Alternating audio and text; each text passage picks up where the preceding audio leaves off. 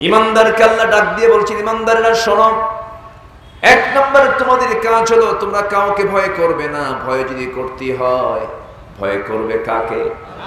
আসতে বলবেন না, কাকে? আল্লাহর ভয় মানে আল্লাহর যত হুকুম হাকাম গুলো আছে সমস্ত হুকুম হাকাম গুলো মেনে নেওয়া। আল্লাহ বলছেন 5 ওয়াক্ত নামাজ, আযান হয়ে গেছে, সব কাজ ফেলে তুমি নামাজে দাঁড়িয়ে যাও।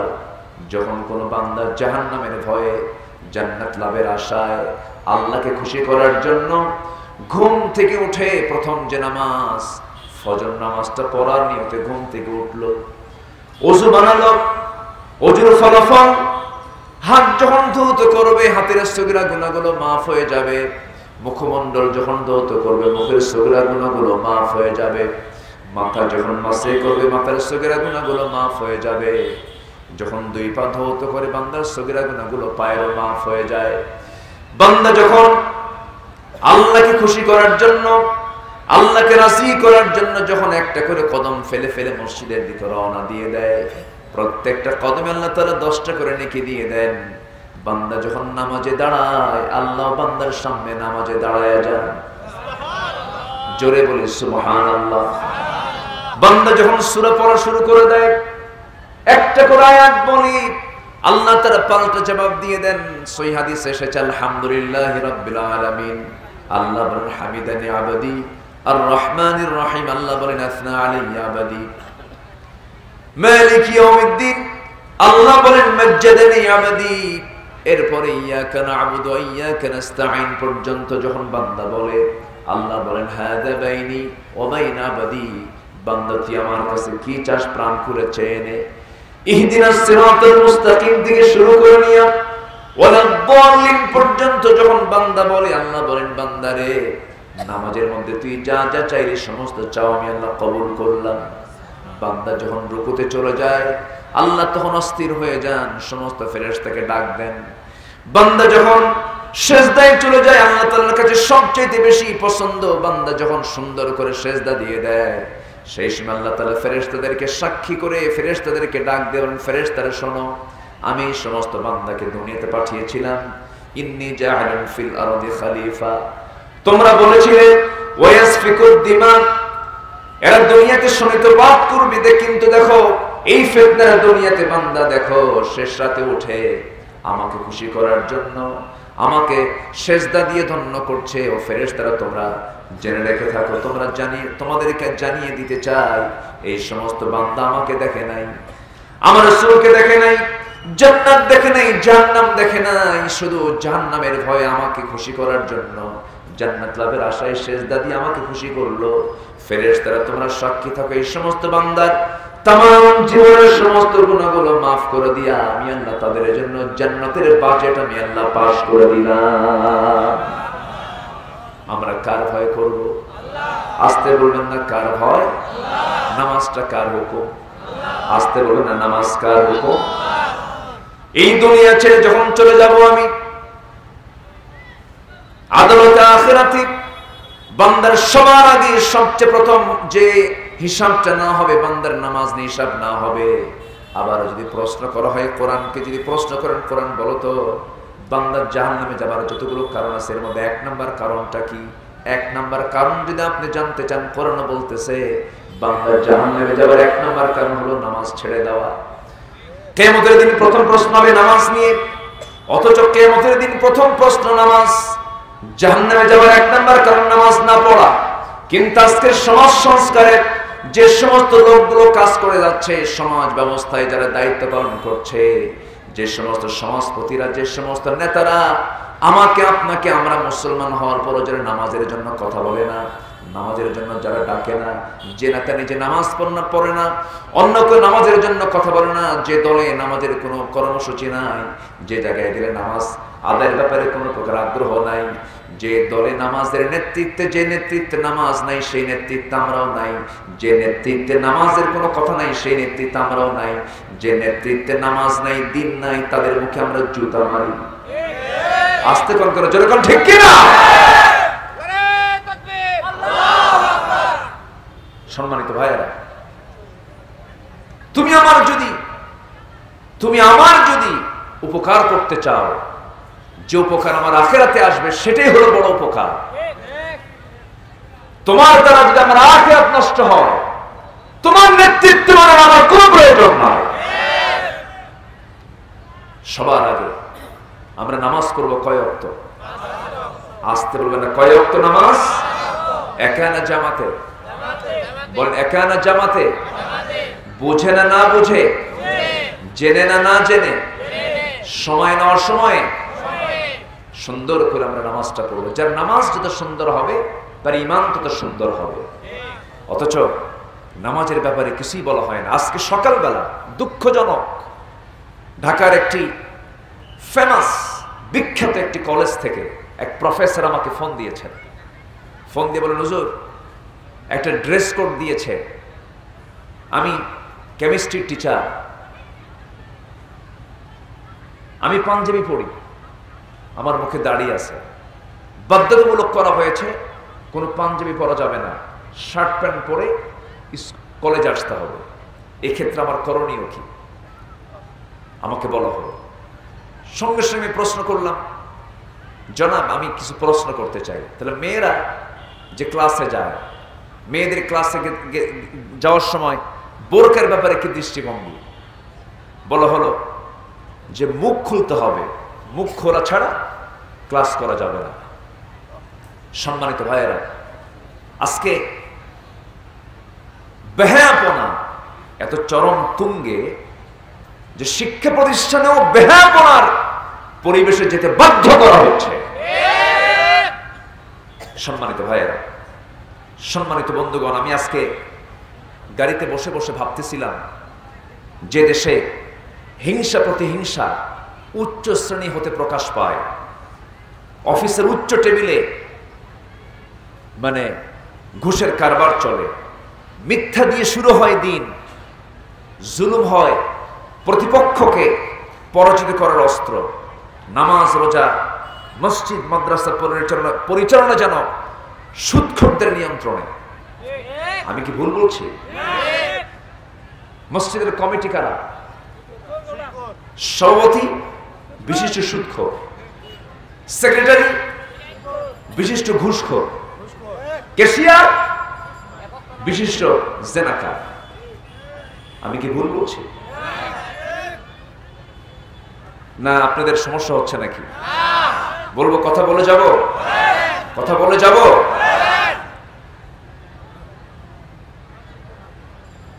সভাপতি যদি সুদ খায়, খতিব সাহেব ওয়াজ করবে কেমনে? 4.5 লক্ষ মসজিদ আমার দেশে ছিল, 4.5 লাখ। এটা বিশাল একটি সংখ্যা, 4.5 লক্ষ মসজিদ। কিন্তু খুতবা দেবেন কেমনে? সভাপতি একদিন সামনে বসা, জুমার খুতবা, ইমাম সাহেব সুদের ব্যাপারে তো ওয়াজ করতে পারে না। হঠাৎ করে মুখ থেকে একটা আয়াত বের হয়ে গেছে, লা তাকুলুর রিবা আদআফা মুদাআফা, তোমরা চক্রাকারে সুদের কারবার করো না। তো এই আয়াত বলতে বলতে হঠাৎ করে সভাপতির চোখের দিকে ইমাম সাহেবের চোখটা চলে গেছে, আই কন্টাক্ট হয়ে গেছে। নামাজ শেষ, সভাপতি এসে বলে, হুজুর সুদের ব্যাপারে ওয়াজ করলেন ভালো কথা, কিন্তু আপনি আমার দিকে চেয়ে থাকলেন কেন?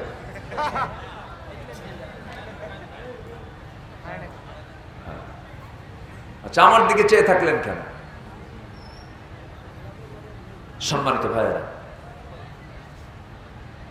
সুদখোর আজকের সমাজের সবচেয়ে গণ্যমান্য ব্যক্তি, ঠিক কিনা?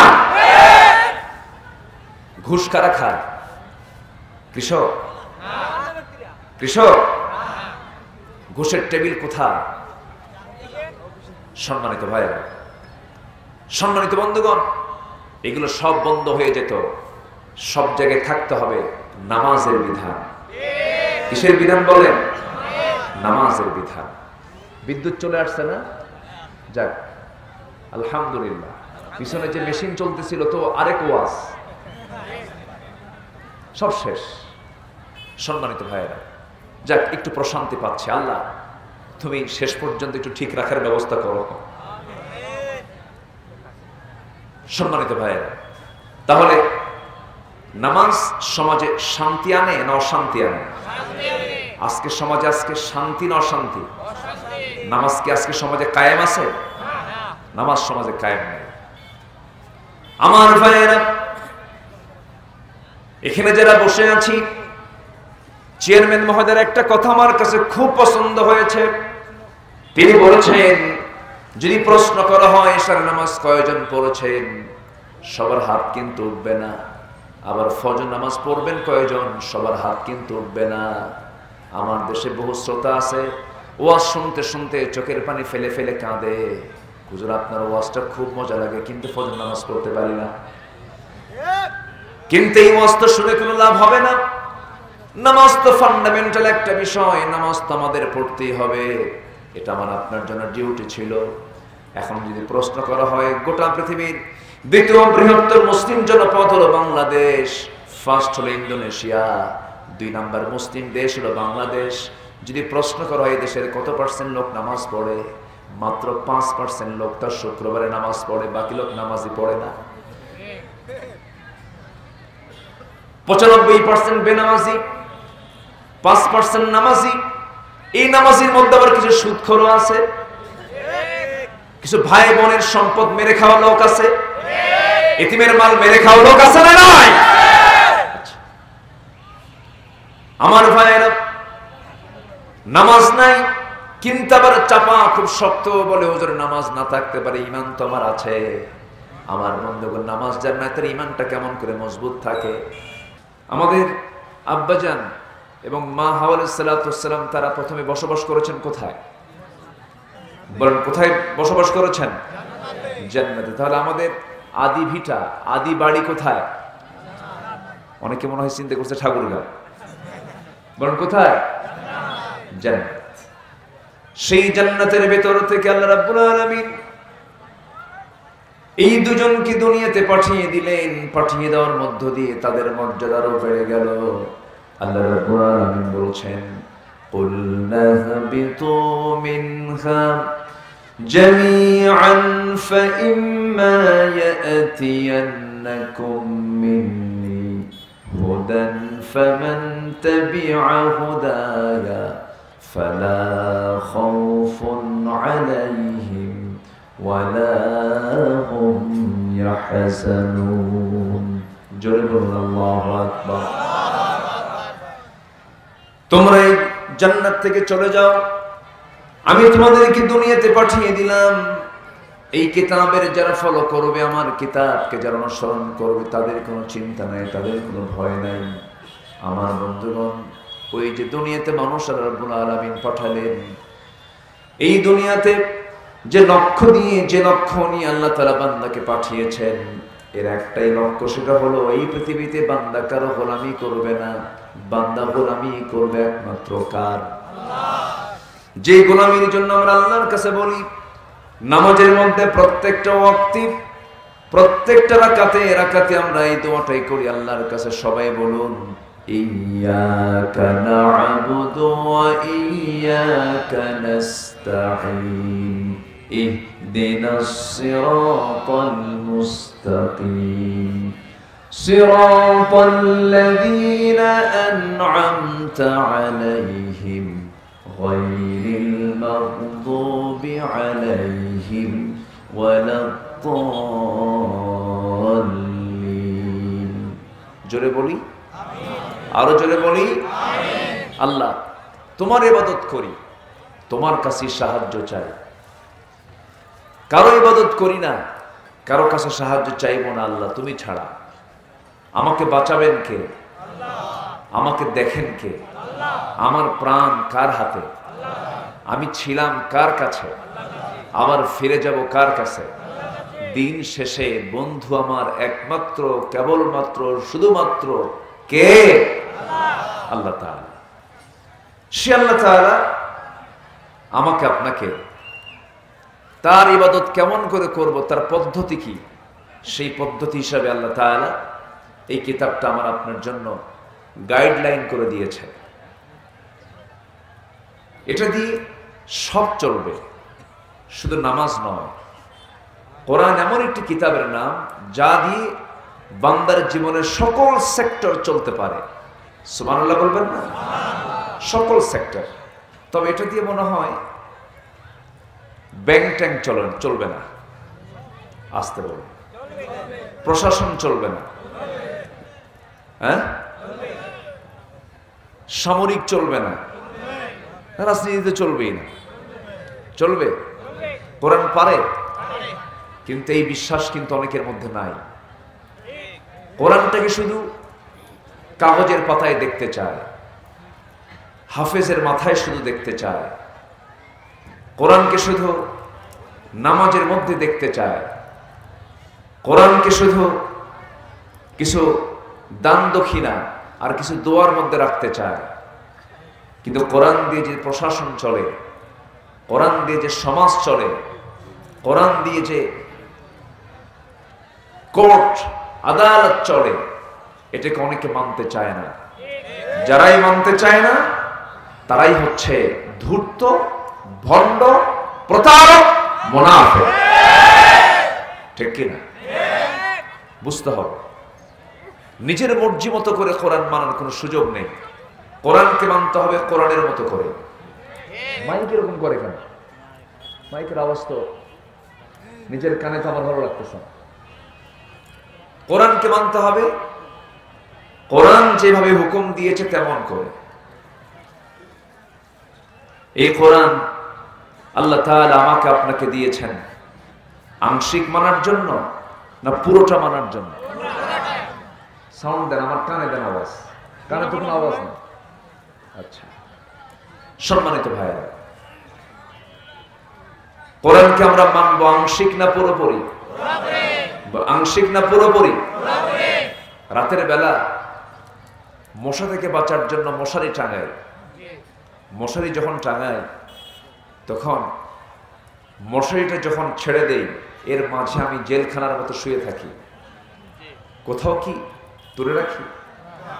যখন ঢেকে দেই তখন কি আংশিক ঢাকি না পুরোটা ঢাকি? আংশিক ঢাকলে কি হবে? লাভ হবে? লাভ হবে বলেন? হবে না। যখন খেতে বসি তখন কি একটু খাই না পুরোটাই খাই?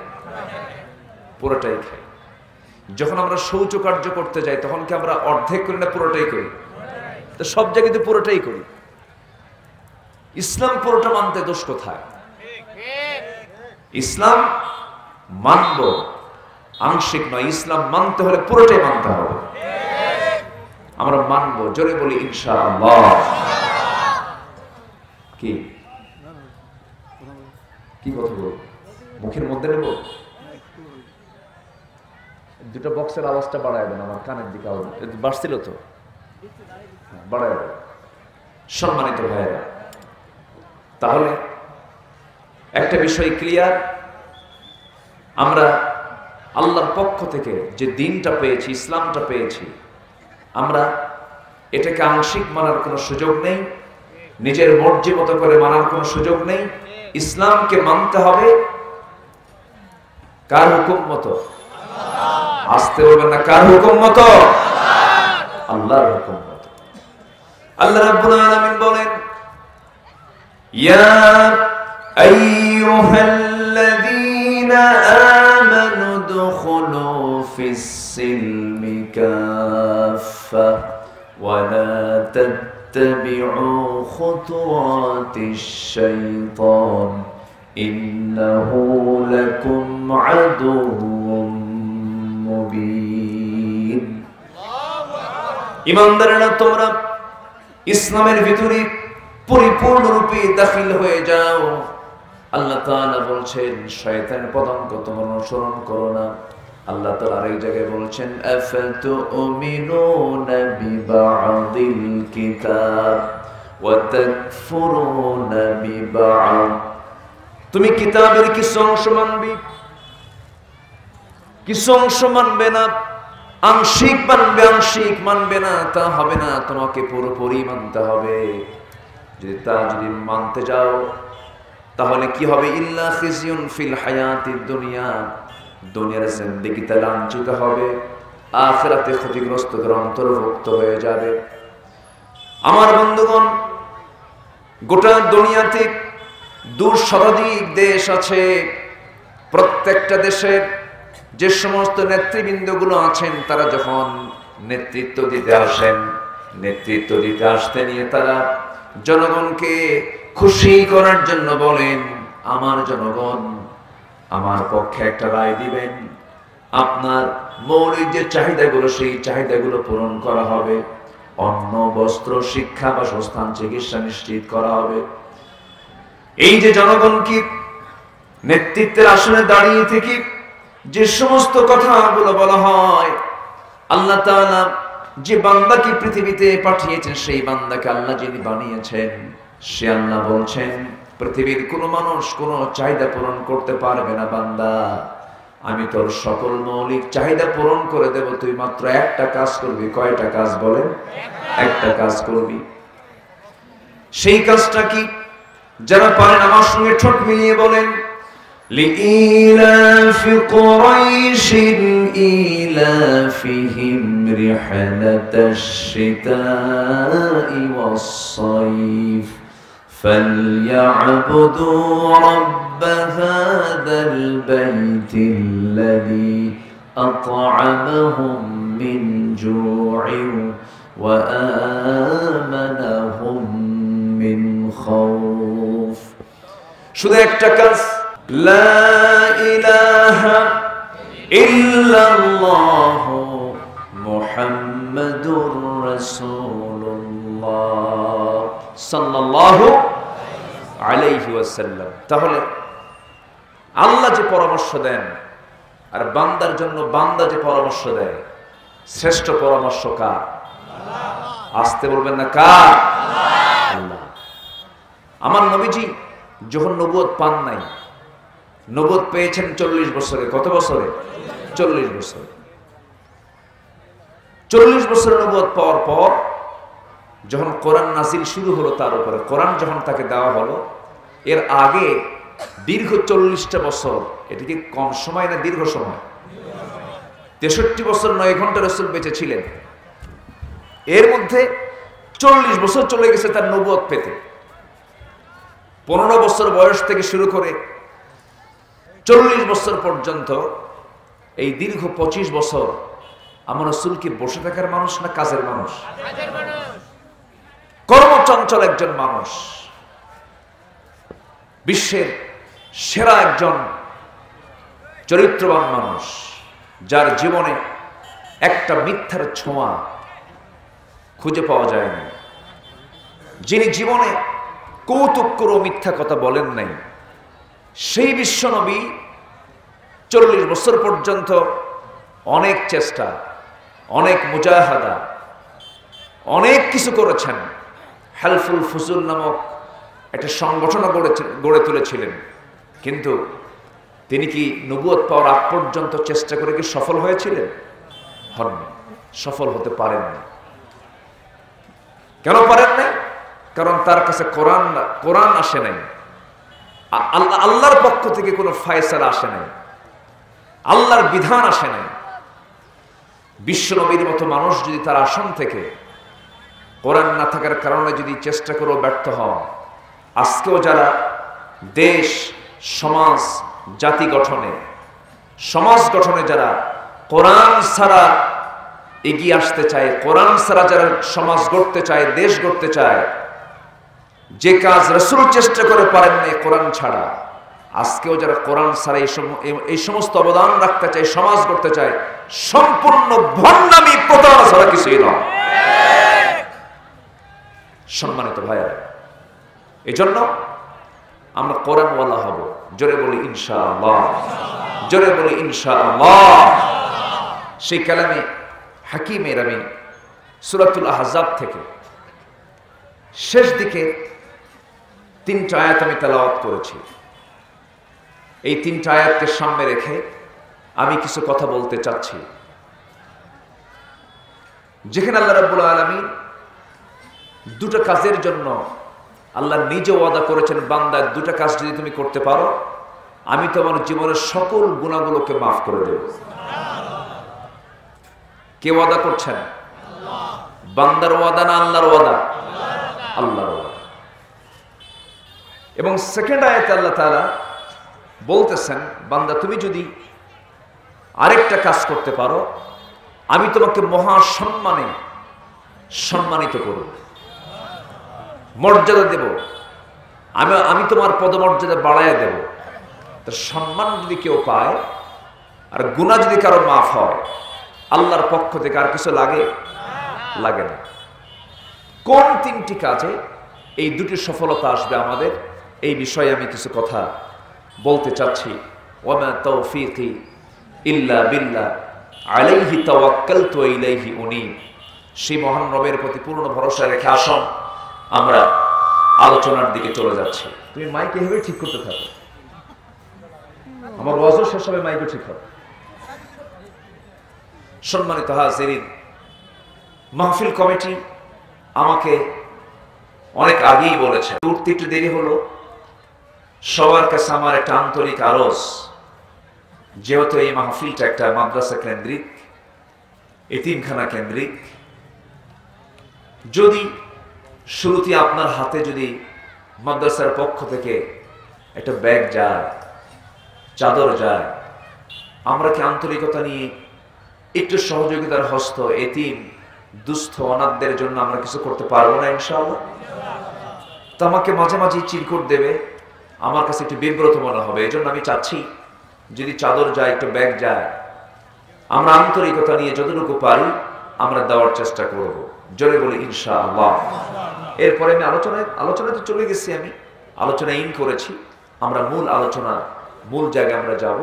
একটু ব্যাগ যাচ্ছে, আমরা আন্তরিকতা নিয়ে সবাই দেব ইনশাআল্লাহ। জিকির করে সুবহানাল্লাহ।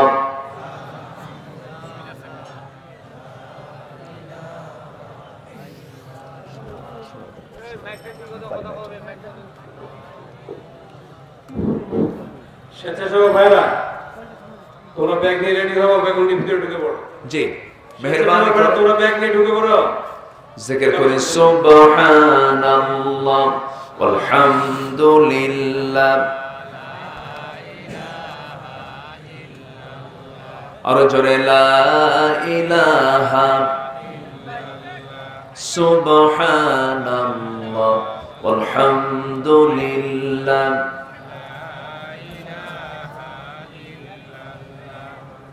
দায়িত্ব কাকে দেয়? মেয়েরা তোমরা ওখানে কালেকশন শুরু করে দাও, মেয়েদের ওখানে। হ্যাঁ, আমার মা বোন যারা আছেন, মেহেরবানি করে এটাকে একটি গুনাহ মাফের সুবর্ণ সুযোগ মনে করে যে যা পারি আমরা দিল থেকে দেব। যদি কারোর কাছে কিছু না থাকে, হুজুর রাতের বেলা আসছি মাহফিলে, কিছু নিয়ে আসি নাই, কিচ্ছু নাই আমার কাছে, যদি বিড়ি থাকে বিড়িও দেন। আমি দেওয়ার গুরুত্বকে বোঝানোর জন্য বলছি। আমি চাচ্ছি না আবার মজা করে বিড়ি দিয়েন না, বিড়ি খাবে কে? আচ্ছা, একটু মেহেরবানি করে যে যা পারি আমরা দেব। জিকির করে সুবহানাল্লাহ আলহামদুলিল্লাহ। আর জোরে লা ইলাহা সুবহানাল্লাহ আলহামদুলিল্লাহ।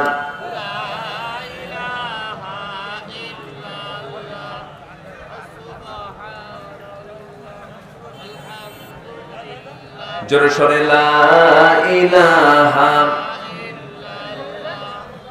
সুবহানাল্লাহ।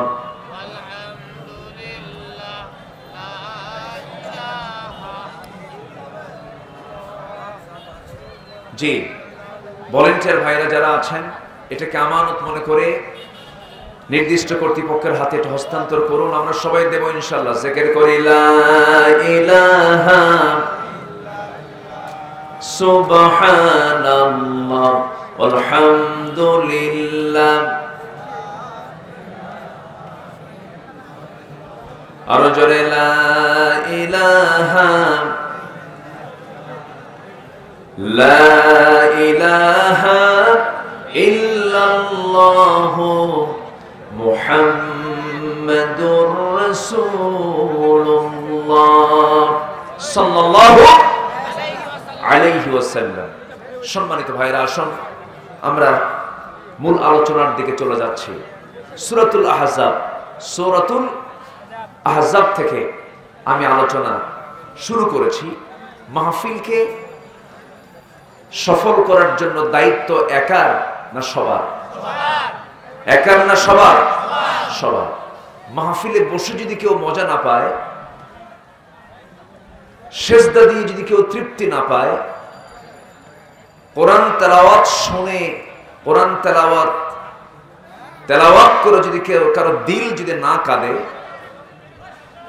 তাহলে বুঝতে হবে তার নফসের ভিতরে, তার দিলের ভিতরে মরিচা পড়েছে। কি পড়েছে? মরিচা পড়েছে। একটু মেহেরবানি করে বসুন। যে কজন ভাই আমরা আছি, আমরা দিল থেকে আজকে কোরআনটাকে শুনবো। জোরে বলি ইনশাআল্লাহ। কত সময় কত দিকে চলে যায়। আসুন না আমরা কোরআনের জন্য কিছু সময় ব্যয় করি। এটার জন্য পুরস্কার দেবেন আদালতে, আখিরাতে। কে দিবেন? আল্লাহ তাআলা দিবেন। আমি বড় খুশি হয়েছি, আজকে একজন ছাত্রকে আমরা মাথায় পাগড়ি দিয়েছি। 30 পারা কোরআন সে তার সেনায় তুলে নিয়েছে। এটা কি ছোটখাটো কোনো যোগ্যতা? আসতে বলে, এটা কি ছোটখাটো কোনো যোগ্যতা? যে কোরআন 30 পারা মুখস্থ করতে পারে, সে পৃথিবীর সকল জ্ঞান অর্জন করতে পারে। শুধু সঠিক নার্সিং এর একটু অভাব। সম্প্রতি দুবাইয়ের আমার একটা সফর ছিল। আমি আরব আমিরাতে গিয়েছিলাম। সেখানে সফররত অবস্থায় আমাদের দেশ থেকে একটি ছোট্ট ছেলে 110টি দেশের অংশগ্রহণে সেখানে একটি হিপস কম্পিটিশন হয়। 110টি দেশের ভিতরে সেই কম্পিটিশনে ফার্স্ট হয়েছে 55,000 বর্গ মাইলের সোনার বাংলার এক হীরকখণ্ড সালেহ আহমদ তাকরিম।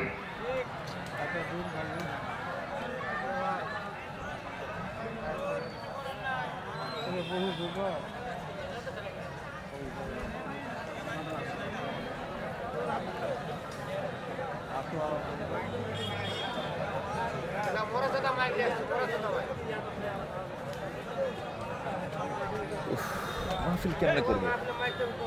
করাই তো মুশকিল। তাকরিম সে ফার্স্ট হয়েছে, গোটা ওয়ার্ল্ডকে সে হারিয়ে দিয়েছে। তাহলে আমার দেশে হাফেজরা পারে কি পারে না? পারে কি পারে না? পারে।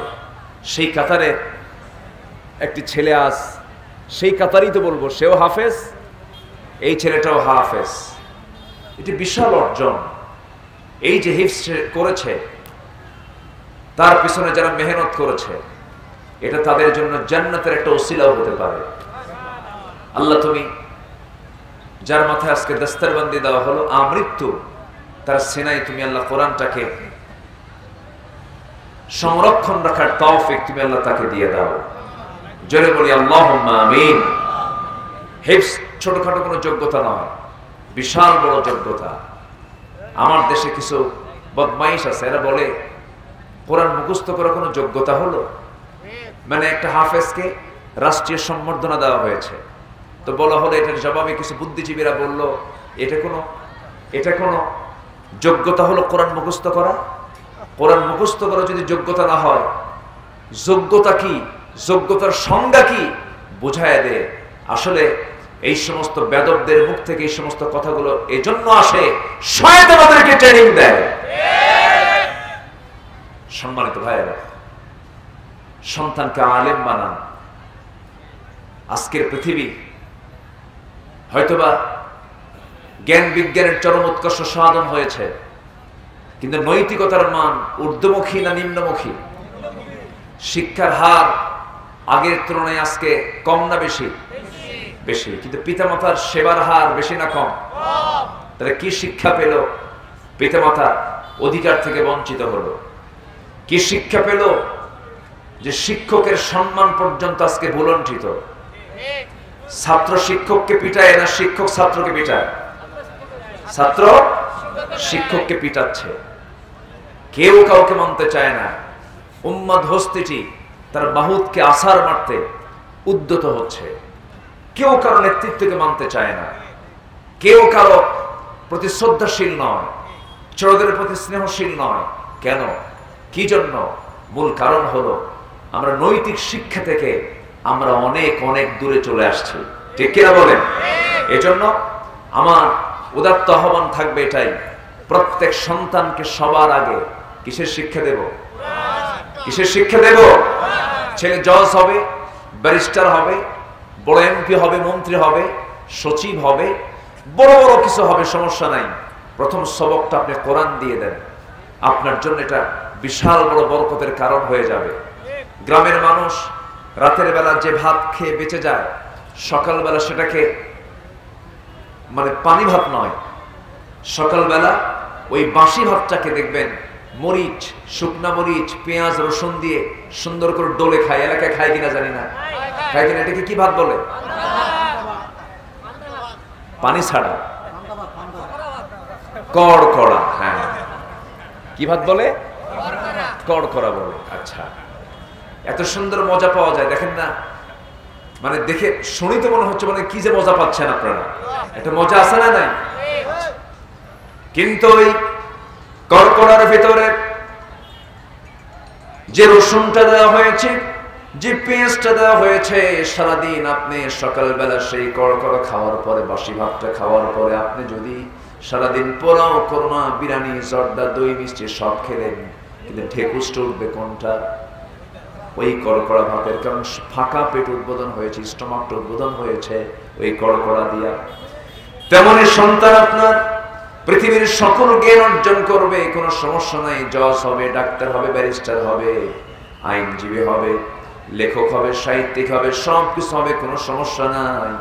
সবার আগে আপনি কোরআনটা হাতে তুলে দেন, আল্লাহর কসম করে বলছি ওই সন্তান আপনার জন্য জান্নাতের কারণ হয়ে যাবে।